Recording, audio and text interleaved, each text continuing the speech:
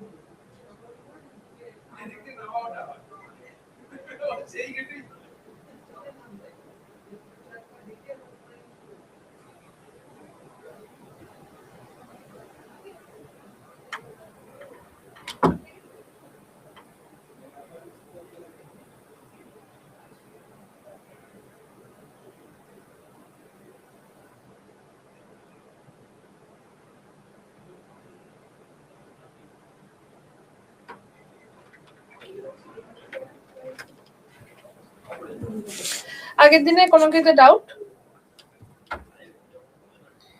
আগের দিনে কোনো কিছু ডাউট?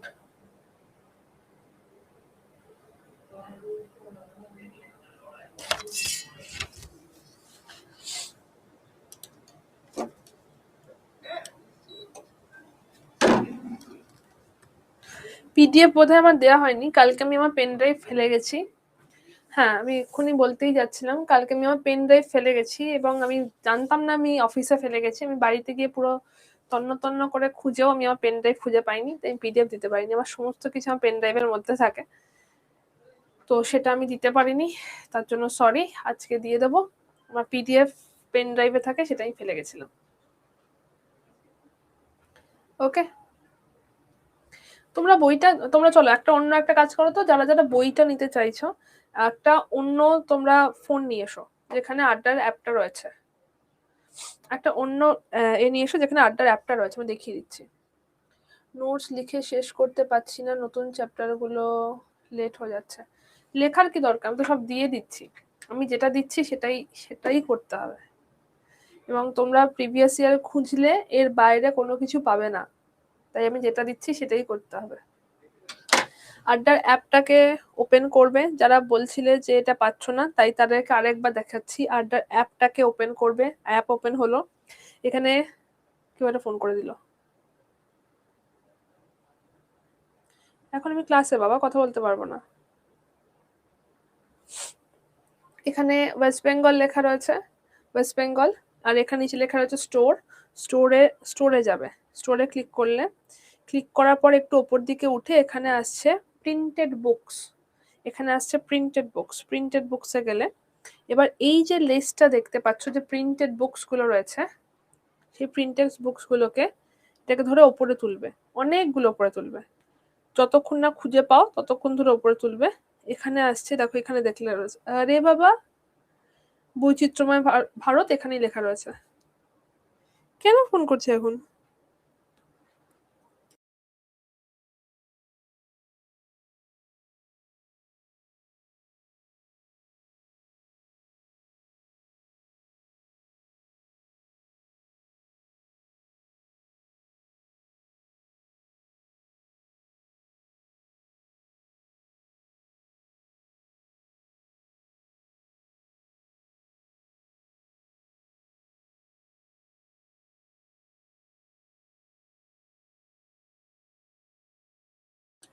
দেখতে পেয়েছো? এটাকে স্ক্রল আপ করলে এখানে এটা লেখা রয়েছে।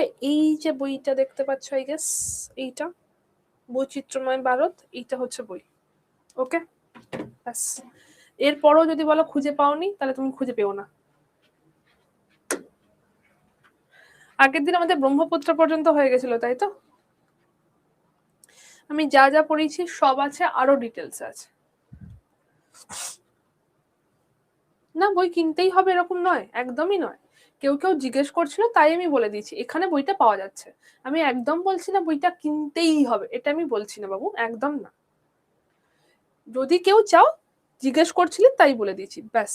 পিডিএফ পড়লে হবে? হ্যাঁ, পিডিএফ পড়লে হবে। বই কিনতেই হবে এরকম নয়। প্রশ্ন উত্তরে পিডিএফ চাই। আগে আমি শেষ করি একটু, তারপর আমি পিডিএফ এমসিকিউ করাবো, ঠিক আছে? হ্যাঁ, ক্লাস নোট ডেফিনেটলি করতে পারো, ক্লাস নোটও এনাফ।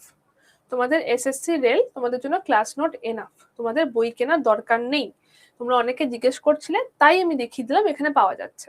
ওটা তোমাদের কিনতেই হবে না, তোমাদেরকে আমি যে নোটস দিচ্ছি দ্যাটস এনাফ।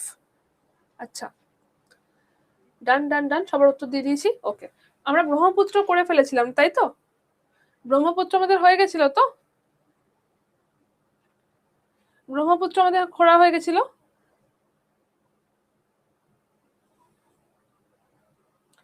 ইংলিশ কোশ্চেনের আনসার কোথায় পাবো? ইংলিশের ক্লাসে জিজ্ঞেস করো।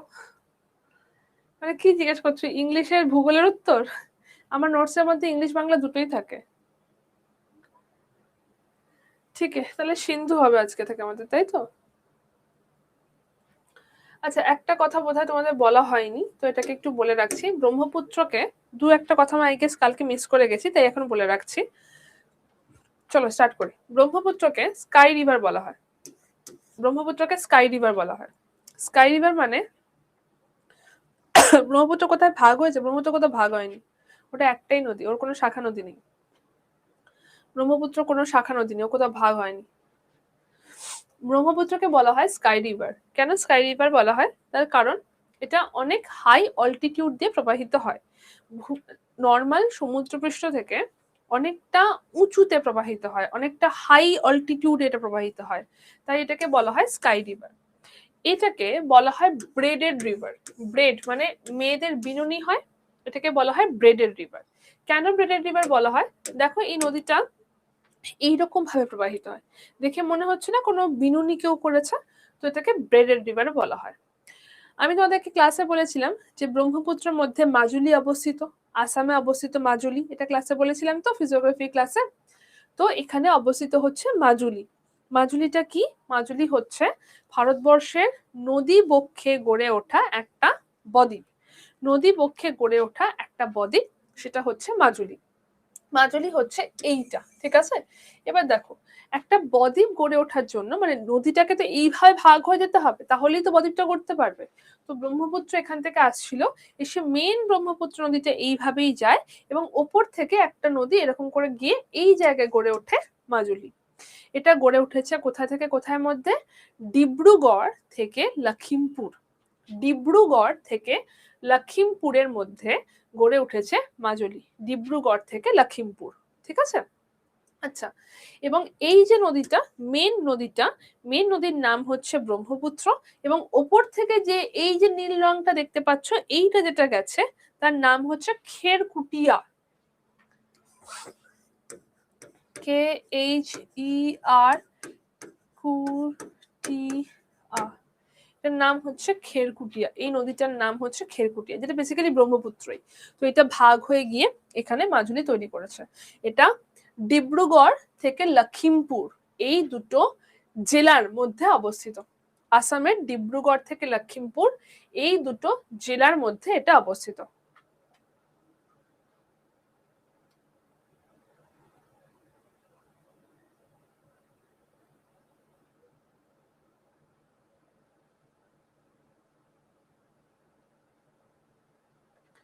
দ্বীপগুলো কত বড় হতে পারে? এটা অনেক বড়। এটাতেই মানে এতটাই বড় যেটা বিশ্বের একটা সময় সব থেকে বড় ছিল। কত বড় হতে পারে তো আয়তন বলা যাবে না, যথেষ্ট বড় যে এটা ম্যাপের মধ্যে এরকম করে দেখানো যাচ্ছে। এটা ওয়ার্ল্ডের লার্জেস্ট ছিল, এখন এটা সেকেন্ড লার্জেস্ট। এখন ব্রাজিলে একটা হয়ে গেছে যেটা সব থেকে বড়। আরো একটা এরকম আইল্যান্ড রয়েছে, সেটা হচ্ছে উমানন্দা আইল্যান্ড। আরো একটা আইল্যান্ড রয়েছে যেটা উমানন্দা আইল্যান্ড, যেটার আরেকটা নাম হচ্ছে পিকক আইল্যান্ড। এটাও প্রশ্ন আসে, উমানন্দা আইল্যান্ডের আরেকটা নাম হচ্ছে পিকক আইল্যান্ড, ঠিক আছে? তো পিকক আইল্যান্ডের নাম কি, এরকম প্রশ্ন এখান থেকে আসে। ব্যাস, এই হচ্ছে ব্রহ্মপুত্র। ব্রহ্মপুত্রের কিছু কিছু উপনদীগুলো আমি এখানে দিয়ে রেখেছি, ডান তীরের এবং বাঁ তীরের উপনদী, যেহেতু নাম তাই বাংলায় লিখিনি। বাকিগুলো তোমরা দেখতেই পাচ্ছ বাংলায় আছে। এগুলো হচ্ছে ওখানেই অবস্থিত, আসামেই অবস্থিত, ওই জায়গাতেই অবস্থিত সবকটাই। উমানন্দাটাও আসামেই অবস্থিত। উমানন্দা আশ্রমও রয়েছে, উমানন্দা মানে নদী করে গিয়ে ওই আশ্রমে যেতে হয়। উমানন্দা আশ্রম, যেটার আরেকটা নাম হচ্ছে পিকক আইল্যান্ড, ব্রহ্মপুত্রতেই অবস্থিত। উমানন্দা আইল্যান্ড, যেটা আসামে ব্রহ্মপুত্রতে অবস্থিত একটা আইল্যান্ড, ওটা তার আরেকটা নাম হচ্ছে পিকক আইল্যান্ড, সেটা ব্রহ্মপুত্রতেই অবস্থিত, আসামেই অবস্থিত। প্রশ্ন আসে উমানন্দা আইল্যান্ডটার আরেকটা নাম কি, এরকম। ওকে, চলো এখানে কিছু আমি নদীর নাম দিয়েছি, নদীর নামগুলো শুধুমাত্র ইংলিশে দিয়ে রেখেছি, তার কারণ এগুলোর নাম। ঠিক আছে, তোমাদেরকে এখান থেকে এরকম প্রশ্ন আসতে পারে, ব্রহ্মপুত্রের ডান তীরের উপনদীগুলো কোনগুলো, ব্রহ্মপুত্রের বাঁ তীরের উপনদীগুলো কোনগুলো, সেগুলোকে আলাদা করে বলো, এরকম প্রশ্ন এখান থেকে আসতে পারে।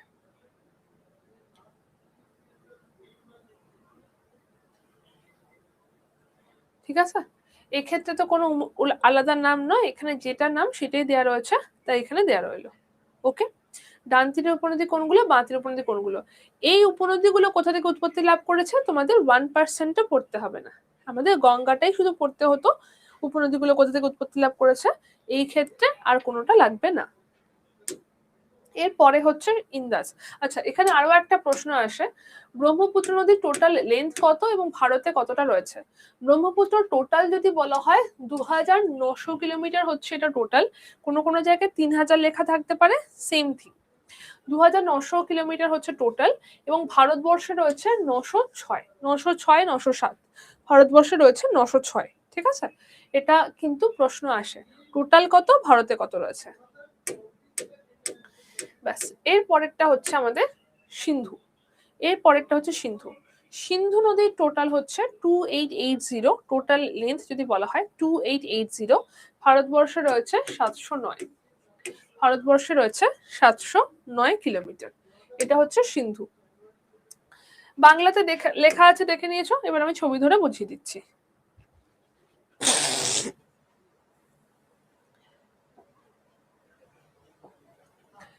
সিন্ধু নদী উৎপত্তি লাভ করেছে কৈলাসের মানস সরোবরের নিকট সিংকাবাব নামক হিমবাহ থেকে, সিংকাবাব নামক হিমবাহ থেকে, সেটাকে কোনো কোনো জায়গায় বোরখাচুও বলা হয়, আবার সিংকাবাবও বলা হয়, দুটোই কারেক্ট, কোনোটা ভুল নয়। হ্যাঁ, ডিস্টেন্স গুলো লাগবে, দুটোই কারেক্ট, কোনোটা ভুল নয়। সিংকাবাব বা বোরখাচু, ঠিক আছে, সিংকাবাব বা বোরখাচু, এই দুটো দিয়ে নামই এটা হয়ে থাকে।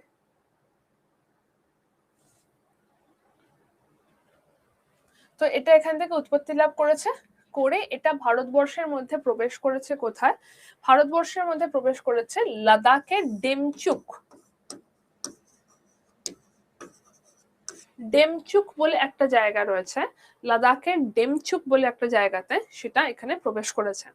প্রবেশ করে এটা আমি ভালো করে বলছি, আস্তে আস্তে বলছি, অন্য কোনো জিনিস মাথায় না রেখে যেটা বলছি সেটাকে শোনো, পরে এটাও কেউ বুঝতে পারবে না। এখন আর অন্য কোনো জিনিস নয়, যেটা বলছি সেটাকে শোনো, খুব আস্তে আস্তে বলছি, অন্য কোনো কথা বলো না। এটা উৎপত্তি লাভ করেছে কৈলাসের মানস সরোবরের নিকট সিংকাবাব নামক হিমবাহ থেকে, হিমবাহ থেকে উৎপত্তি লাভ করে এটা উত্তর পশ্চিম দিকে গেছে, এটা উত্তর পশ্চিম দিকে গেছে। প্রথম এটা ভারতবর্ষের মাটি টাচ করেছে লাদাখের ডেমচুক বলে জায়গাটাতে, করে সেটা উত্তর পশ্চিম দিকে প্রবাহিত হয়েছে, হয়ে এই জায়গাটা হচ্ছে গিলগিট বালতিস্তান, এই জায়গাটা হচ্ছে গিলগিট বালতিস্তান। এখানে কি অবস্থিত, এখানে নাঙ্গা পর্বত অবস্থিত, মনে আছে সেই নাঙ্গা পর্বত, নাঙ্গা পর্বত অবস্থিত, নাঙ্গা পর্বত মানে সেখানে সিনটেক্সিয়াল বেন্ডও অবস্থিত, নাঙ্গা পর্বত আছে মানে সেখানে সিনটেক্সিয়াল বেন্ড আছে, সিনটেক্সিয়াল বেন্ড থাকার কারণে এই নদীটা চলে গেছে পাকিস্তানে, পাকিস্তানে ঢুকে গিয়ে করাচির কাছে এসে বড় সড় ডেল্টা গঠন করে এটা পতিত হয়েছে আরব সাগরে। ভারতবর্ষে এটা রয়েছে মাত্র 709 কিলোমিটার, ভারতবর্ষে এটা রয়েছে মাত্র 709 কিলোমিটার। এই হচ্ছে টোটাল আমাদের ইন্দাস রিভার, এটা হচ্ছে ইন্দাস রিভার।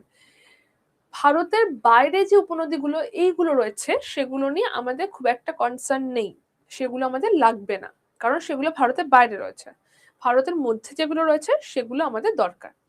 তো সিন্ধু নদী এই দিক থেকে এই দিকে গেছে, সিন্ধু এই দিক থেকে এই দিকে গেছে। সিন্ধুর জন্য এইটা হয়ে যাচ্ছে রাইট সাইড, এটা হচ্ছে লেফট সাইড, তাই তো? সিন্ধুর জন্য এটা যাচ্ছে রাইট, এটা যাচ্ছে লেফট। ওকে, আচ্ছা, রাইট সাইডের উপনদীগুলো কোনগুলো, রাইট সাইডের ট্রিবিউটারি গুলো কোনগুলো? রাইট সাইডের ট্রিবিউটারি গুলো হচ্ছে, প্রথম যাচ্ছে শায়ক। যে পয়েন্টগুলো বলছি চাইলে লিখতে পারো, ইম্পর্টেন্ট প্রশ্ন আসতে পারে। রাইট সাইডের ট্রিবিউটারি হচ্ছে শায়ক, শায়কের আরেকটা উপনদী হচ্ছে নুব্রা। তো রাইট সাইডের উপনদী শায়ক, নুব্রা, শায়ক, নুব্রা। এই জায়গাটাতে অবস্থিত হচ্ছে, এইখানটাতে অবস্থিত হচ্ছে সিয়াচেন গ্লেশিয়ার। এখানে রয়েছে কি, এটা হচ্ছে সিয়াচেন,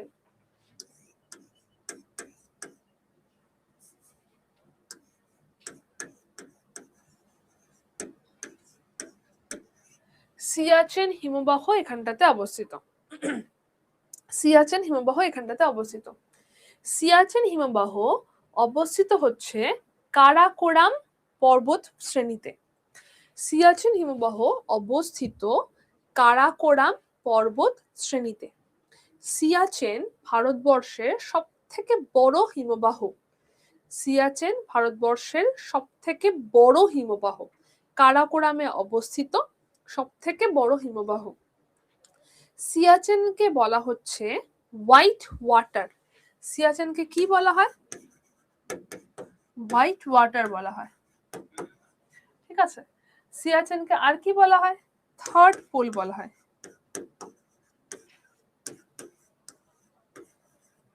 থার্ড পোল বলা হয়, হোয়াইট ওয়াটারও বলা হয়, থার্ড পোলও বলা হয়। সিয়াচেনের জলটা মেনলি রিসিভ করে, নাম, এতটা উঁচু, এতটা হাই অল্টিটিউডে রয়েছে তাই জন্য নাম। সিয়াচেনের জলটা রিসিভ করছে, সিয়াচেনের জলটা রিসিভ করে হচ্ছে নুব্রা, নুব্রা ভ্যালিতে এটা আসে, তো নুব্রা রিভার এর জলটা রিসিভ করে, ঠিক আছে? তো এটা হয়ে গেল কি, উপনদীগুলো কি কি? এটা গেল শায়ক, এটা গেল নুব্রা, দুটো উপনদী গেল। এছাড়া এখানে রয়েছে গিলগিট আর হুনজা। তো রাইট হ্যান্ড সাইডের ট্রিবিউটারি গুলো কি কি রয়েছে? রাইট হ্যান্ড সাইডের ট্রিবিউটারি গুলো কি কি হচ্ছে? একটা হচ্ছে শায়ক, একটা হচ্ছে নুব্রা, ডান তীরের উপনদীর কথা বলছি, রাইট হ্যান্ড সাইডে একটা হচ্ছে গিলগিট, আর একটা হচ্ছে হুনজা। এটা হচ্ছে রাইট হ্যান্ড সাইডের ট্রিবিউটারি। এইটুকু ক্লিয়ার সবার কাছে? এইটুকু ক্লিয়ার সবার কাছে?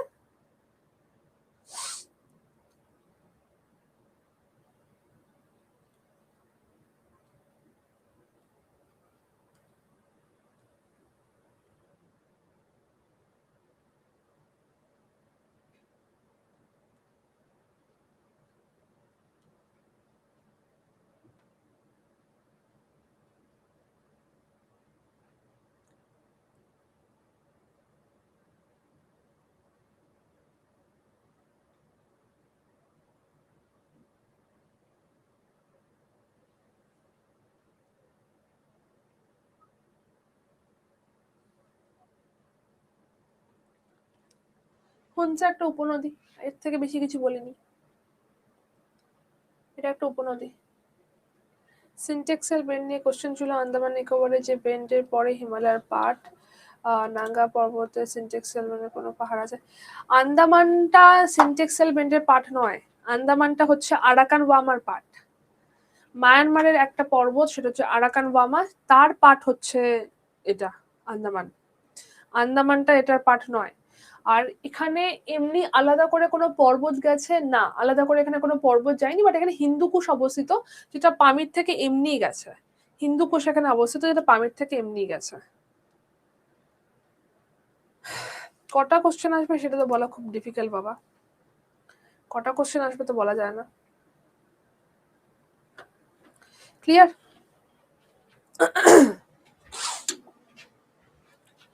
আচ্ছা, তো এটা হচ্ছে সেই ইন্দাস রিভার। ওকে,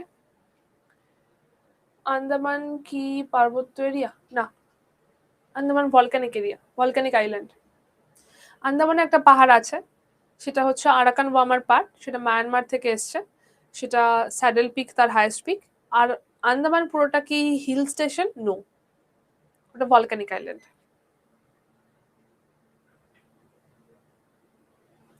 পরেরটা হচ্ছে লেফট হ্যান্ড সাইডের ট্রিবিউটারি, বাঁ তীরের উপনদী।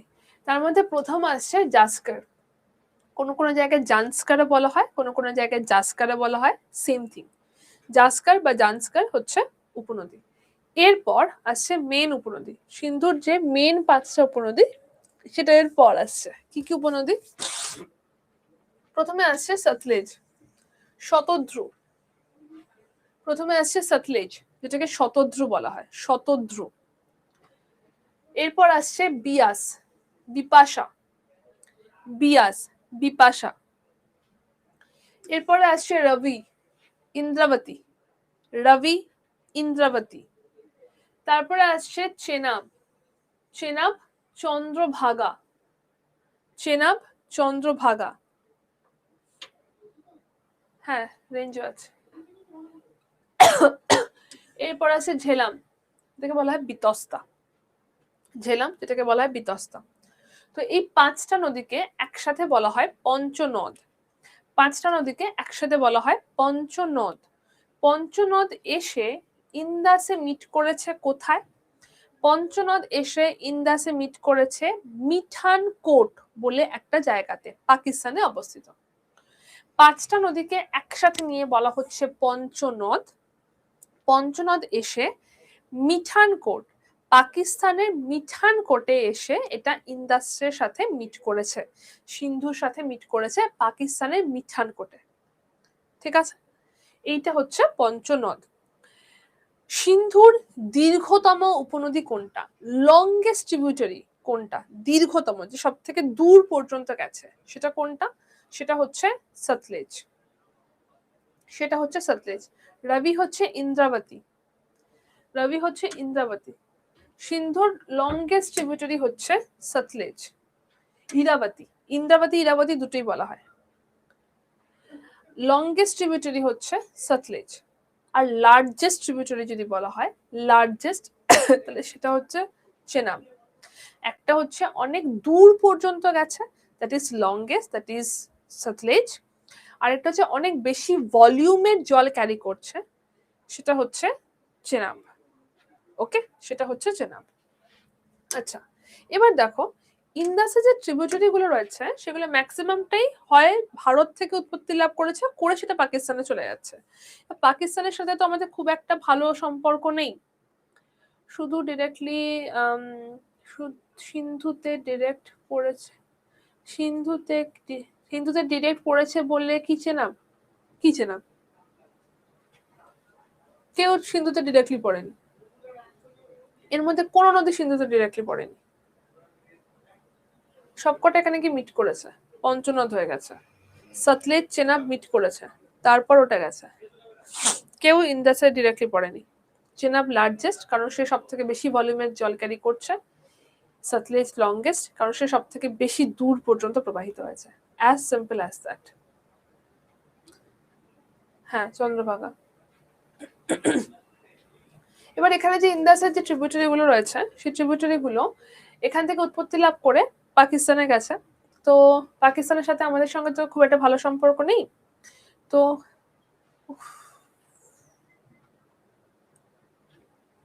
একটু মন দিয়ে শোনো বাবা, চেনাব মানে কি বলতো? কেউ একটু বলে দাও তো ওকে, চেনাব মানে কি? দুটো প্রশ্নের উত্তর দিয়ে দাও তো একটু, চেনাব মানে কি আর বিতস্তা মানে কোনটা? একটু কেউ বলে দাও তো। আমি ক্লাসে অনেকবার বলেছি কথাগুলো। চেনাব হচ্ছে চন্দ্রভাগা, পেয়ে গেছো। আর বিতস্তা কোনটা?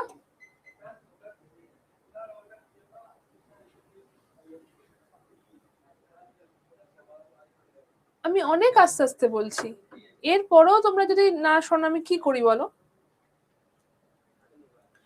এবার ইন্দাসে যে জলগুলো রয়েছে, যে উপনদীগুলো রয়েছে, সেই উপনদীগুলো এই দিক থেকে প্রবাহিত হয়ে এদিকে চলে গেছে। তো ভারত যদি চাইতো বন্ধ করতে পারতো, বা সেরকম তো করা হয় না। কেন করা হয় না? কারণ এখানে ইন্দাস ওয়াটার ট্রিটি রয়েছে। এটা হচ্ছে ইন্দাস ওয়াটার ট্রিটি, 1960-তে সাইন করা হয়েছিল ইন্দাস ওয়াটার ট্রিটি। সেই ট্রিটিতে কি বলা হয়েছে, প্রথমত ইন্দাস, ইন্দাস, তারপর যাচ্ছে ঝেলাম, তারপর হচ্ছে চেনাব। এই তিনটে নদীকে বলা হচ্ছে ওয়েস্টার্ন রিভার। যেগুলোকে আমি লাল কালি দিয়ে দাগ দিলাম সেগুলো হচ্ছে ওয়েস্টার্ন রিভার,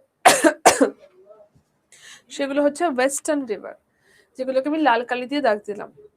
সেটা হচ্ছে ইন্দাস, ঝেলাম, চেনাব। ইন্দাস, সিন্ধু, ঝেলাম, বিতস্তা, চেনাব, চন্দ্রভাগা। এই তিনটে হচ্ছে আমাদের ওয়েস্টার্ন রিভার। আর এদিকে হচ্ছে সতলেজ, শতদ্রু, এটা হচ্ছে বিয়াস, বিপাশা, আর এটা হচ্ছে রবি। এই তিনটে হচ্ছে ইস্টার্ন রিভার। এই তিনটে হচ্ছে ইস্টার্ন রিভার। লালটা হচ্ছে ওয়েস্টার্ন, নীলটা হচ্ছে বা পার্পেলটা হচ্ছে ইস্টার্ন রিভার। 1960-তে ইন্দাস ওয়াটার ট্রিটি সাইন করা হলো করাচিতে বসে। কি সাইন করা হলো, যে ওয়েস্টার্ন রিভারে পুরো মানে যদি আচ্ছা ইস্টার্ন রিভার যদি বলা হয়, ইস্টার্ন রিভারে পুরো জলটাই ভারত ইউজ করতে পারবে। সে চাইলে যতগুলো চাইবে যতগুলো বাঁধ দিতে পারবে, কেউ কিছু বলতে পারবে না। তো এই তিনটের জল 100% ভারত ইউজ করতে পারবে, কারোর এখানে কোনো ইন্টারফারেন্স থাকবে না। এবং ওয়েস্টার্ন রিভার যে তিনটে রয়েছে, যেগুলো মেন বড় বড় নদী, ওয়েস্টার্ন রিভারের অনলি 20% ইউজ করবে ইন্ডিয়া, অনলি 20% ইউজ করবে ইন্ডিয়া। বাকি যে 80% রয়েছে সেটা ইউজ করবে পাকিস্তান, বাকি 80% ইউজ করবে পাকিস্তান। এই ট্রিটিটা সাইন করা হয়েছিল 1960-তে, যাকে বলা হচ্ছে ইন্দাস ওয়াটার ট্রিটি, যাকে বলা হচ্ছে ইন্দাস ওয়াটার ট্রিটি। যখন সাইন করেছিলেন জওহরলাল নেহেরু এবং ভুট্টো সাইন করেছিলেন। তুমি জিজ্ঞেস করতে পারো তাদেরকে কেন এটা সাইন করা হয়েছিল, এই ট্রিটিটা সাইন করা হয়েছিল। এই নদীগুলো অনেক বড় নদী, তো বড় নদী, তাই জন্য 20% ভারত, 80% পাকিস্তান, আর এগুলো পুরোটাই ভারত। শুধু ইয়ারটা ইম্পর্টেন্ট। ক্লিয়ার? বুঝেছ? ক্লিয়ার? আচ্ছা, আমি যে যে যা যা বলেছি সবটা এখানে লেখা রয়েছে। আমি তোমাদের নোটসের মধ্যে বাংলা ইংলিশ দুটোতেই দিয়ে দেবো। পুরো জিনিসটাই এর মধ্যে রয়েছে। কোনো ডাউট, কোনো প্রশ্ন, কোনো ডাউট, কোনো প্রশ্ন?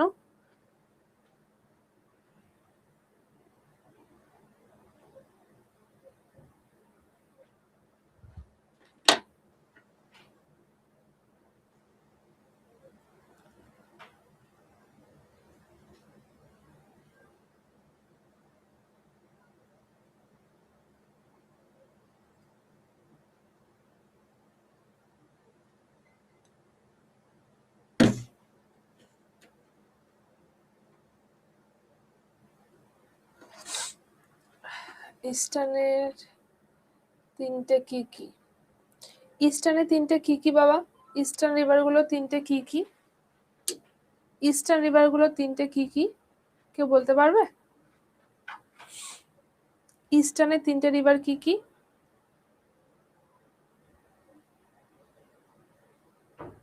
হ্যাঁ, বিয়াস পুরোটাই ইন্ডিয়াতে। রেড কালারটা তো এখন আর নেই, তো এখন বলো ইস্টার্নের কোনটা river? Thank you, very good.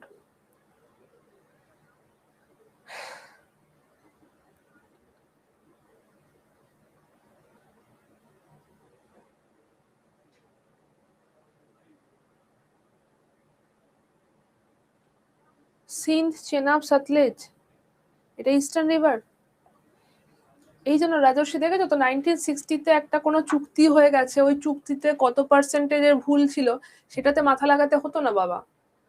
তোমাকে ইস্টার্ন আর ওয়েস্টার্ন রিভারটাতে মাথা লাগাতে হতো। ওটা কত পার্সেন্টেজের ডিল করেছে এটা নিয়ে তুমি নাই মাথা লাগাতে পারতে। দেখো ভুল উত্তর দিচ্ছ।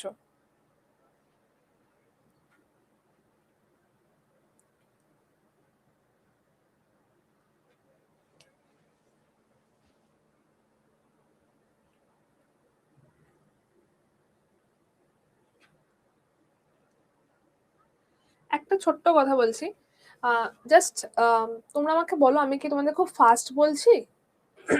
দু রকম জিনিস হয় ক্লাসটাতে, যদি আমরা ঠিক করে পড়তে চাই না, আমাদের দুজনের সহযোগিতা দরকার লাগে।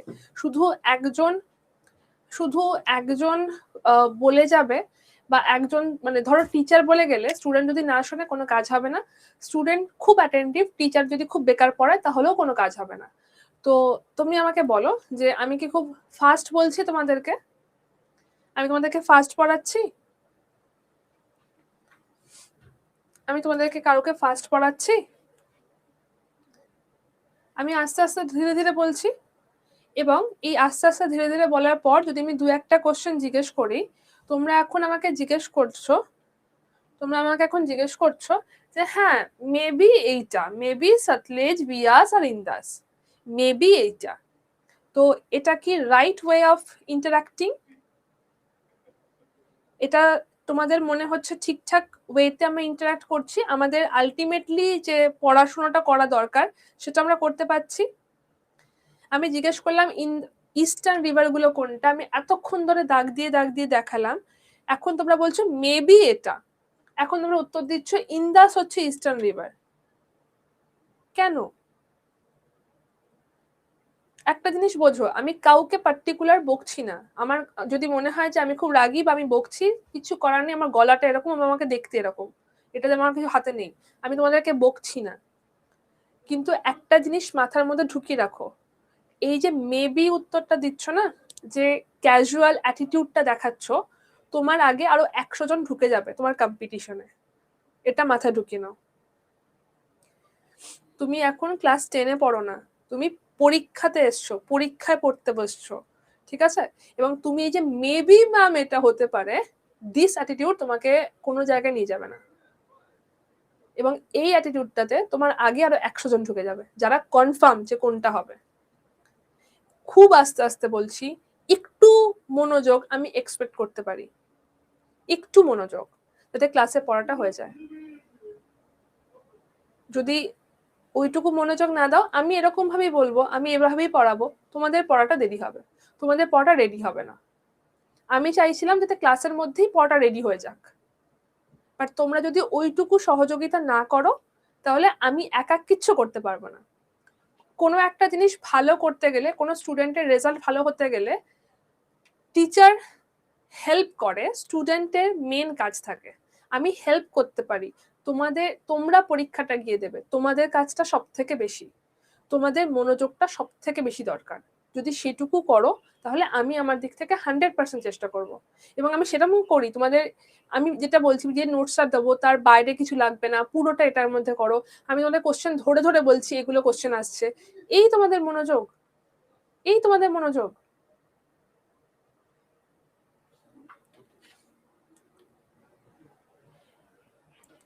এটাতে কি হয় বলতো, আলটিমেটলি আমি যে খুব আরো বেশি করে কিছু বলতে পারি, আরো ধরো কিছু ভুলে গেছি সেগুলোকে বলতে পারি, তখন মনে হয় যে দরকারই নেই, এরা তো পড়ছেই না, এর তো মনোযোগই নেই, এরকমই মনে হবে। তো যদি সত্যি চাকরি পেতে চাও, অ্যাটিটিউড চেঞ্জ করো। আবার বলছি, আমি কাউকে বকছি না, আমি ফ্যাক্ট বলছি, আমি তোমাদের লিটারেলি রিয়ালিটি চেক দিচ্ছি। ওই মেবিটার মধ্যে আরো 100 জন ঢুকে যাবে।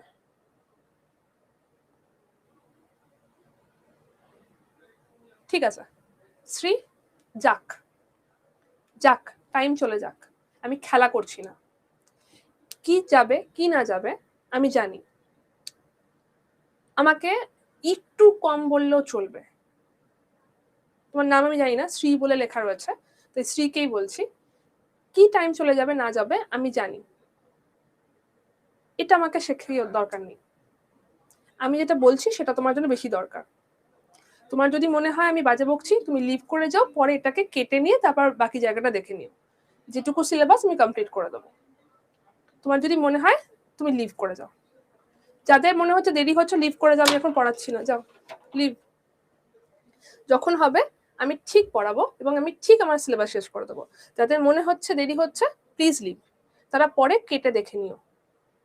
আমি একটা দরকারি জিনিস বলছি তোমাদের, খেলা করছি না, এইটুকু বোঝার মধ্যে সেন্সটাই তোমাদের নেই।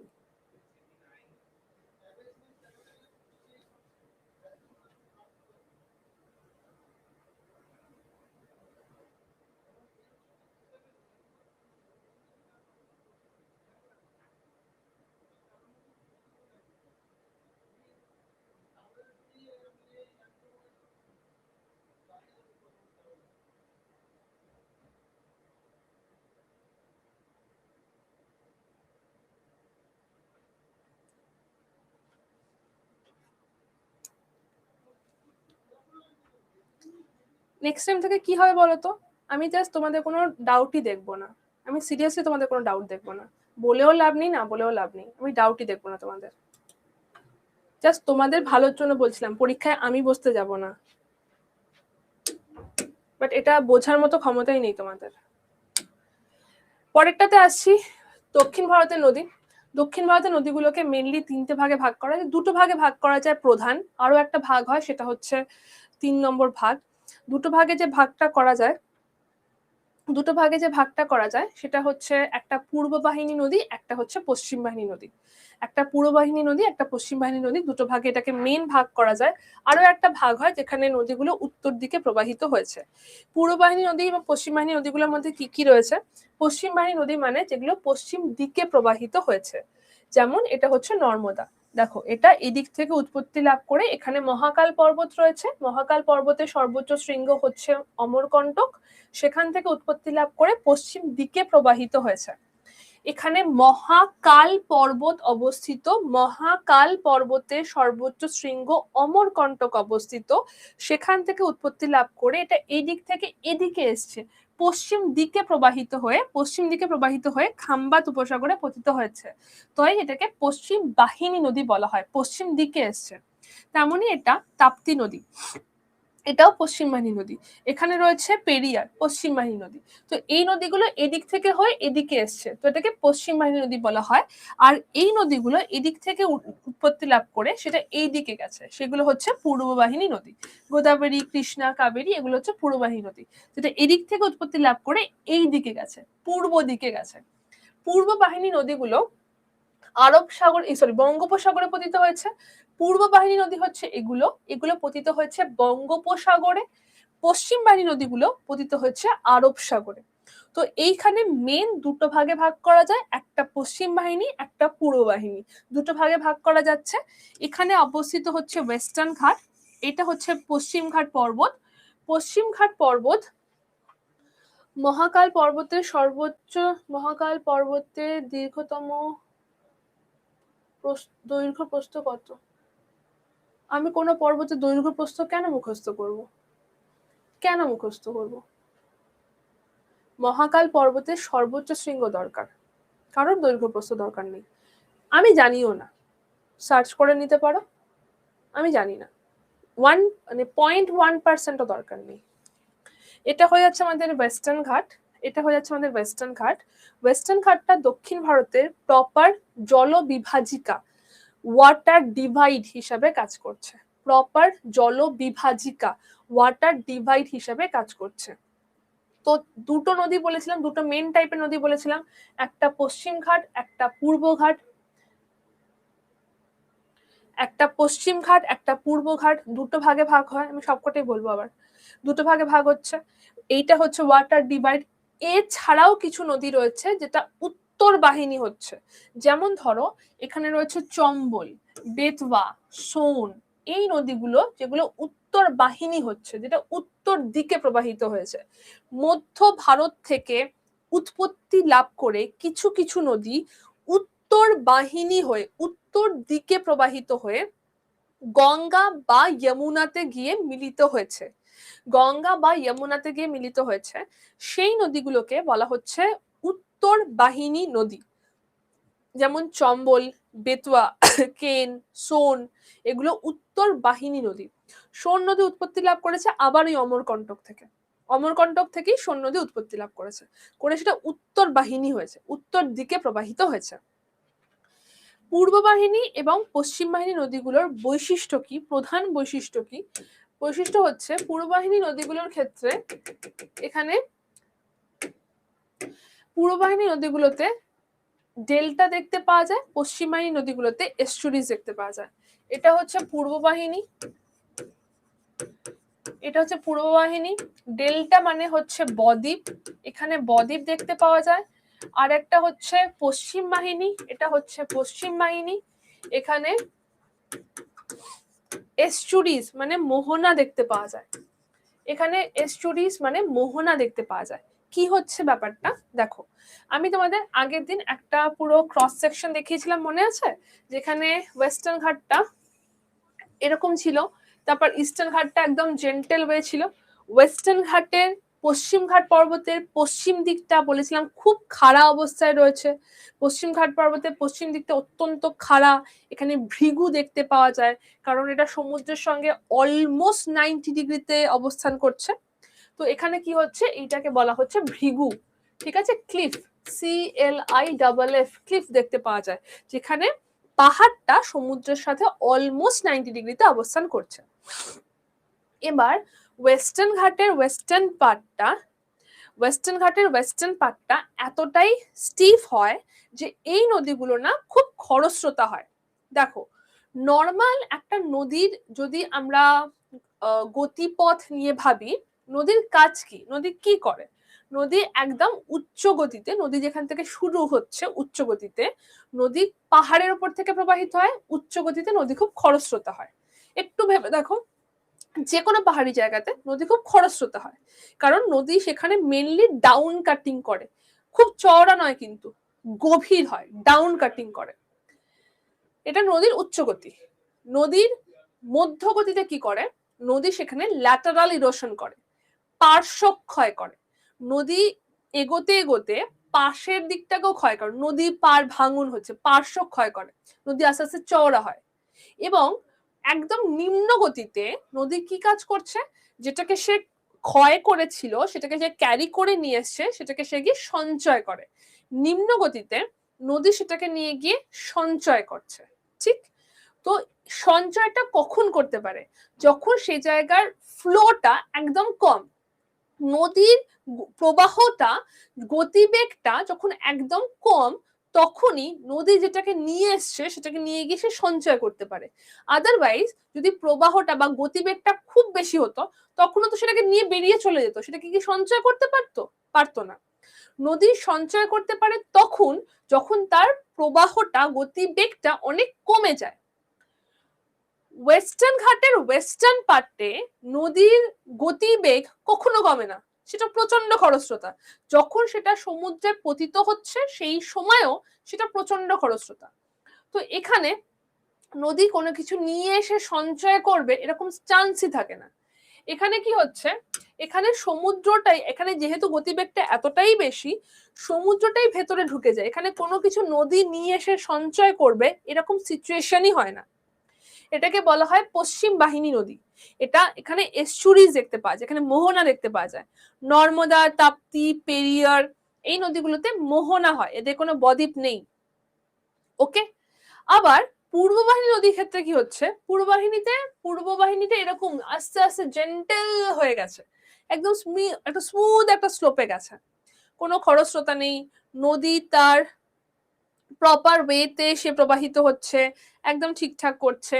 সেই জায়গাতে কি হচ্ছে, সেই জায়গাতে নদী যেটা সে ক্যারি করে নিয়ে এসেছিল সেটাকে নিয়ে এসে সঞ্চয় করছে, যেটাকে সে ক্যারি করে নিয়ে এসছে সেটাকে নিয়ে এসে সে সঞ্চয় করছে, এবং সে প্রপার একটা বদ্বীপ সেখানে গঠন করতে পারছে।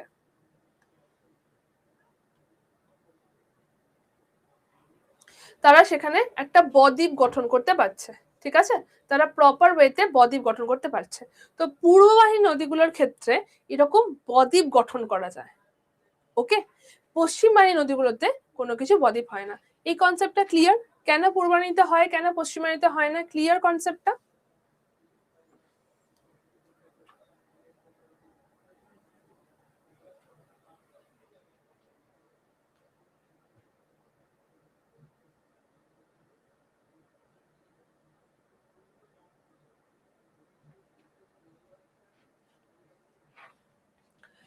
এখান থেকে আমাদের দুটো তিনটে জিনিস আমাদের দরকার লাগবে।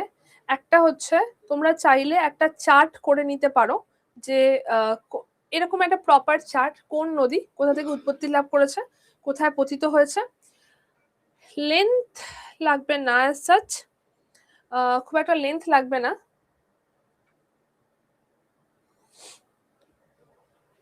হ্যাঁ, হতেই পারে। পূর্বাশা বলে একটা আইল্যান্ড ছিল পশ্চিমবঙ্গে, সেটা এখন আর নেই, সেটা ডুবে গেছে।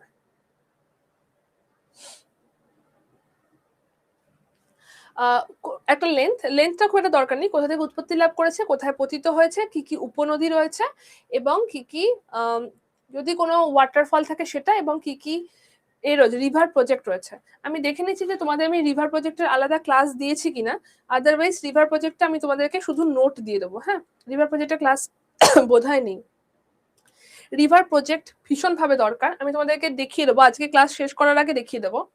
রিভার প্রজেক্ট মানে হচ্ছে কোন নদীতে কোন ড্যাম অবস্থিত, সেটা কোন রাজ্যে অবস্থিত। ড্যাম, রাজ্য, নদী, তিনটে লিস্ট, এটা দরকার। হ্যাঁ, রেকর্ডেড ক্লাসে আছে, আমি পিডিএফটাও দিয়ে দেবো। দেখো সিম্পল, নর্মদা নদী অমরকণ্টক থেকে উৎপত্তি লাভ করেছে। আমার মতে লেন্থ পড়ার দরকার নেই, আমার মতে দরকার নেই, তোমরা দেখে রাখতে পারো। নর্মদা বিন্দু এবং সাতপুরার মধ্যে দিয়ে প্রবাহিত হয়েছে।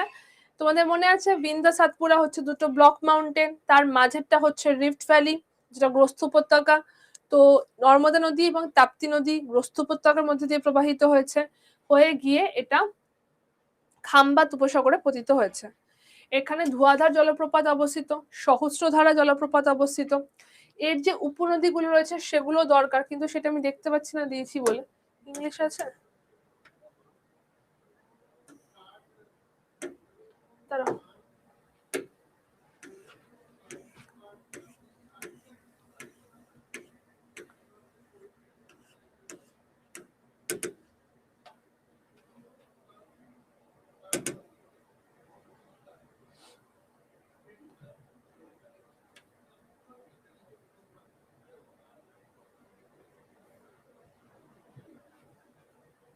যদি পরের টাইম পাও না, এটাকে একটুখানি লিখে রেখো।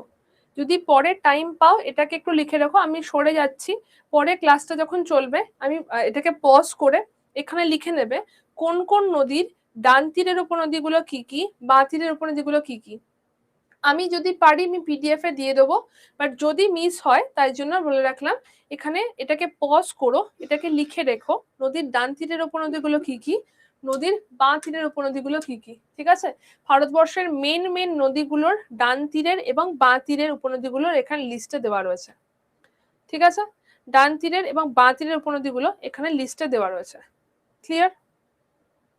এটাকে পরে মনে করলে খাতায় লিখে রাখতে পারো, এটা ভীষণ দরকার লাগতে পারে।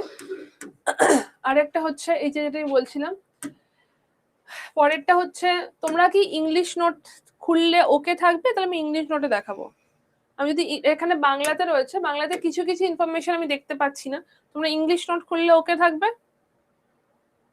তাহলে কয়েকটি এক্সট্রা জিনিস আমি বলে দিতে পারি, ইংলিশ নোট খুললে ওকে, আমি জাস্ট বুঝিয়ে দেবো।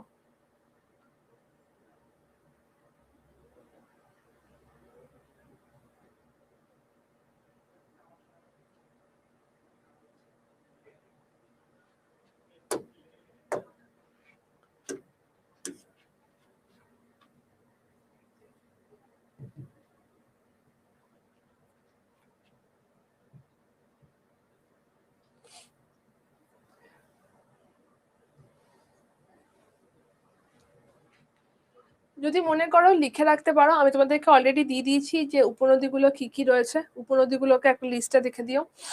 এখানটাতে অবস্থিত হচ্ছে ধোঁয়াধার জলপ্রপাত, এখানটাতে অবস্থিত সহস্রধারা জলপ্রপাত। ধোঁয়াধার জলপ্রপাত এবং সহস্রধারা জলপ্রপাত এখানটাতে অবস্থিত। নর্মদা নদী উৎপত্তি লাভ করেছে অমরকণ্টক থেকে, এটা গ্রস্থ উপত্যকার মধ্যে দিয়ে প্রবাহিত হয়েছে, এটা গ্রস্থ উপত্যকার মধ্যে দিয়ে প্রবাহিত হয়েছে।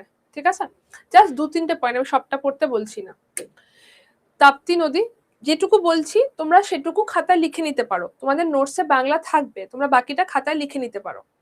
তাপ্তি নদী তোমাদের এক্ষুনি দেখালাম, তাপ্তি নদীকে বলা হয় টুইন রিভার, তাপ্তি নদীকে বলা হয় টুইন রিভার, যমজ নদী বলা হয়। নর্মদার সঙ্গে অলমোস্ট একই জায়গা থেকে অলমোস্ট এভাবে প্রবাহিত হচ্ছে, তাই একে যমজ নদী বলা হয়। এটা উৎপত্তি লাভ করেছে মুলতাই পাহাড় থেকে, মুলতাই রিজার্ভ ফরেস্ট থেকে উৎপত্তি লাভ করেছে। মুলতাই মুলতাই রিজার্ভ ফরেস্ট থেকে এটা উৎপত্তি লাভ করেছে। এর ডান তীরের বাঁ তীরের উপনদী আগের লিস্টে দিয়ে দিয়েছি, ব্যাস আর কিছু লাগবে না। টুইন রিভার কোথা থেকে উৎপত্তি লাভ করেছে এবং উপনদীগুলো সেটা আমি বলে দিয়েছি। সাবরমতী দরকার নেই, স্কিপ করতে পারো। মাহি নদীর একটা ক্যারেক্টারিস্টিক্স লিখে রাখো, মাহি নদী একমাত্র ভারতীয় নদী যেটা কর্কটক্রান্তি রেখাকে দুবার কাট করেছে। মাহি নদী একমাত্র ভারতীয় নদী যেটা কর্কটক্রান্তি রেখাকে দুবার কাট করেছে। ঠিক আছে, কর্কটক্রান্তি রেখাকে দুবার কাট করেছে, একমাত্র মাহি নদী, বাকি কিছু লাগবে না। লুনি, লুনি নদীকে যদি বলা হয়, লুনি নদী ভারতবর্ষের একমাত্র অন্তর্বাহিনী নদী, যে নদীটা দেশের মধ্যে থেকে উৎপত্তি লাভ করে, দেশের মধ্যে প্রবাহিত হয়, দেশের মধ্যে কোনো জলাশয়ে পতিত হয়, তাকে বলা হয় লুনি, মানে তাকে বলা হয় অন্তর্বাহিনী নদী। লুনি নদী উৎপত্তি লাভ করেছে আরাবল্লী হিলস এর দুটো রেঞ্জ, একটা হচ্ছে সরস্বতী, একটা সাবরমতী, দুটো রেঞ্জ সরস্বতী এবং সাবরমতী, এই দুটো রেঞ্জে উৎপত্তি লাভ করেছে, করে প্রবাহিত হয়ে কাচ্ছের রানে পতিত হয়েছে। তো এটা দেশের মধ্যে উৎপত্তি লাভ করেছে, দেশের মধ্যে প্রবাহিত হয়েছে, দেশের মধ্যে জলাশয় পতিত হয়েছে, এটাকে বলা হচ্ছে অন্তর্বাহিনী নদী, ইনল্যান্ড রিভার, ইনল্যান্ড রিভার। ওকে, আচ্ছা, এর পরেরটা হচ্ছে গোদাবরী। মহানদী গোদাবরী, গোদাবরীকে যদি বলা হয়, গোদাবরীর লেন্থ হচ্ছে 1465 কিলোমিটার। না, এটা ওই সরস্বতী নয়, অনেক নামে সরস্বতী রয়েছে, এই সরস্বতী ওই সরস্বতী নয়, ওটা লেজেন্ডারি সরস্বতী রিভার। গোদাবরীকে যদি বলা হয় Ganga of south India, south Indian Ganga, বৃদ্ধ গঙ্গা, দক্ষিণের গঙ্গা, দক্ষিণ গঙ্গা বলা হয় গোদাবরীকে, বলা হয় গোদাবরীকে। কেন বলা হয়?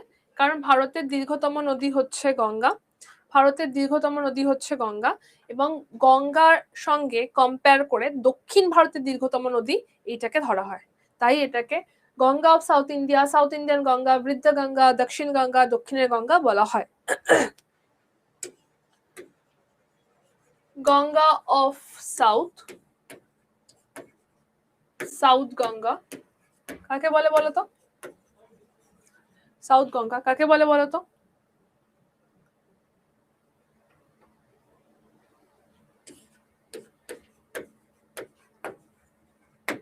কাবেরীকে বলে, কাবেরীকে বলে। দুটোর মধ্যে পার্থক্য দেখো, এটার মধ্যে ইন্ডিয়া ওয়ার্ডটা রয়েছে, যদি ইন্ডিয়া ওয়ার্ডটা থাকে তাহলে সেটা হচ্ছে গোদাবরী, ইন্ডিয়া ওয়ার্ডটা থাকলে সেটা হচ্ছে গোদাবরী, ইন্ডিয়া ওয়ার্ডটা না থাকলে দ্যাট ইজ কাবেরী। ঠিক আছে, এটা কিসের জন্য বলা হয়? এটা বলা হয় লেন্থের জন্য। ভারতবর্ষের দীর্ঘতম নদী গঙ্গা, তাই লেন্থের জন্য বলা হয়। ভারতবর্ষের পবিত্রতম নদী গঙ্গা, দক্ষিণ ভারতের পবিত্রতম নদী কাবেরী, দক্ষিণ ভারতের পবিত্রতম নদী হচ্ছে কাবেরী। তো একটা যাচ্ছে আমাদের দীর্ঘতম দিক থেকে, একটা যাচ্ছে পবিত্রতার উপর বেস করে। ঠিক আছে, একটা দীর্ঘতমতে যাচ্ছে, একটা পবিত্রতমের উপর যাচ্ছে। ক্লিয়ার হয়েছে কনসেপ্ট? বুঝতে পেরেছো কেন দুটো? যদি বাংলাতে দক্ষিণের গঙ্গা দেওয়া হয়, একবার রেফার করে নিও ইংলিশে কি বলা হচ্ছে, সেটা কাবেরী। যদি ইন্ডিয়া টার্মটা থাকে সেটা গোদাবরী, ইন্ডিয়া টার্মটা না থাকলে সেটা কাবেরী। যদি দক্ষিণের গঙ্গা বলা হয়, তবুও বলছি একবার রেফার করে নিও যে কি, কোন কনসেপ্ট এটা বলা হয়েছে। দক্ষিণ ভারতের গঙ্গা, দক্ষিণ ভারতের গঙ্গা বললেও গোদাবরী, ভারত থাকলেই গোদাবরী, হিন্দিটা বললেও গোদাবরী। তাই জন্য বলছি প্লেন সিম্পল ইংলিশটাতে রেফার করে নিও যে কি বলা হচ্ছে।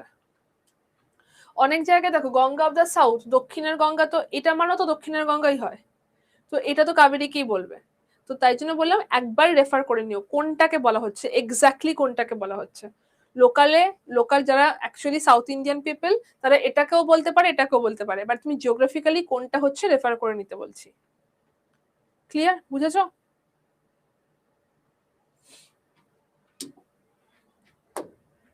আমার এটা এখনো বাকি থাকবে, আমি এখন যদি হুড়োপাড়া করে শেষ করি খুব বেশি তাড়াহুড়ো হবে, আমি এখন শেষ করছি না। কালকে তোমাদের ক্লাইমেটের ক্লাস, আমি ক্লাইমেটের ক্লাসটা শুরু হওয়ার আগে এটাকে শেষ করে দিয়ে তারপর ক্লাইমেটটা ধরবো। আমি আজকে কাউকে কোনো পার্টিকুলার কথা বলিনি। আমি শ্রী তোমার নাম নিয়েছিলাম, আমি তোমাকে জাস্ট একবার অ্যাড্রেস করে দিচ্ছি। আমি কোনো পার্টিকুলার কাউকে কোনো কথা বলিনি, আমি তোমাকেও কোনো কথা বলছিলাম না, বাট তুমি বলছিলে ম্যাম পড়ান এ করুন, আমি একটা কথা বলছি তার মধ্যেখানে, তো আমার মনে হলো তুমি খুব তাড়া আছে তোমার। তো আমি জাস্ট তোমাদেরকে একটাই কথা বলার, সেটা হচ্ছে যে যদি তোমরা রেজাল্ট চাও তোমাদের দিক থেকে এফার্ট লাগবে, আমার দিক থেকেও এফার্ট লাগবে। যদি কখনো মনে হয় যে আমি আরেকটু বেটার করতে পারতাম, সেটা তোমরা ডেফিনেটলি আমাকে বলতে পারো, কিন্তু তোমাদের দিক থেকে মিনিমাম এফার্টটুকু তোমার আমি দেখছি না। তাই সেটাকে যদি না করো, আলটিমেটলি রেজাল্ট আসবে না। যতটা পড়িয়েছি তার মধ্যে কারোর কোথাও ডাউট? যতটা পড়িয়েছি তার মধ্যে কারোর কোথাও ডাউট?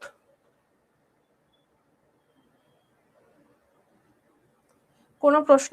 আমার এটা শেষ হয়নি, আমার রিভার শেষ হয়নি। আমি আগামীকাল যেটুকু পোর্শন বাকি আছে এবং রিভার প্রজেক্ট দেখি নিয়ে আমি ক্লাইমেট ধরবো। সয়েলের ক্লাসটা কেউ একজন জিজ্ঞেস করেছিলেন পড়ার মধ্যেখানে, সয়েলের ক্লাস আমি এখনো করিনি, আমার মাথায় আছে যেদিনকে আমি মিসলেনিয়াস একটা ক্লাস পাবো বা একটা এক্সট্রা ক্লাস আমি নিয়ে নেবো সেদিনকে সয়েল করাবো। ফিজিওগ্রাফি আমার শেষ হয়নি, তাই সয়েলের ক্লাসটা ওর মধ্যে চলে এসছে। অলরেডি আমি বলে দিয়েছি, কালকে আমি পেন ড্রাইভ ফেলে গেছিলাম, পিডিএফ দেওয়ার অপশন ছিল না।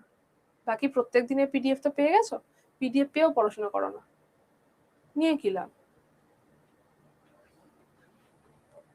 চেঞ্জ করা যাবে না, চেঞ্জ করা যাবে না। ফিজিওগ্রাফি 4টা সয়েলের ক্লাসের মধ্যে আছে জানি, ওটা চেঞ্জ করার আমার হাতেই নেই। ওখানে নামটা আমি শুধু চেঞ্জ করতে পারি, ওটাকে আমি ফিজিওগ্রাফি 4 করে দিতে পারি, বাট ওটা সয়েলের প্রোফাইলের মধ্যে থাকবে, ওটা চেঞ্জ হবে না। সয়েলটা আলাদা ক্লাস নিয়ে নেবো, নামটাও চেঞ্জ হয়ে যাবে, বাট ওই ক্লাসটা ওই ফোল্ডারেই থাকবে। ঠিক আছে,